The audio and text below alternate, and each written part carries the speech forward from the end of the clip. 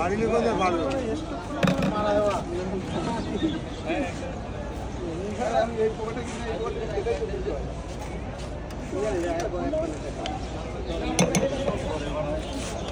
এই বাংলাদেশে এরা টিন দিয়ে মুড়ি খেয়ে বেছে না এখন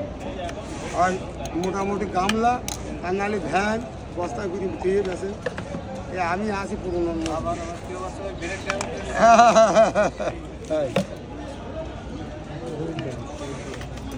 সে কি কায়দা সে কি কায়দা তেল মারে কিরাম করে এরম করতে